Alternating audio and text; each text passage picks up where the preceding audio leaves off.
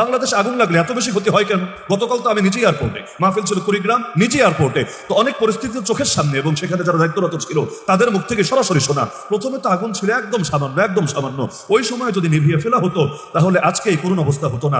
একদিকে কত মানুষ তো রাস্তায় বসার উপক্রম হয়েছে, কোটি কোটি টাকার ক্ষতি হয়েছে। আরেকদিকে কয়েকটা দিন বাজারের দিকে নজর দেন না, দেখেন জিনিসের দাম কিভাবে হু হু করে বাড়তে থাকে। কারণ একদিকে যেগুলো পড়েছে আর ক্ষতি তো আছেই। আগামী আবার কতদিন পর্যন্ত এই আমদানি রপ্তানি বন্ধ থাকবে সেটাও আল্লাহ ভালো জানে। আর বাংলাদেশের ব্যবসায়ীরা তো মাশাআল্লাহ সুযোগের অপেক্ষায় থাকে, চান্স পেতে দেরি, জিনিসের দাম বাড়াতে দেরি হয়।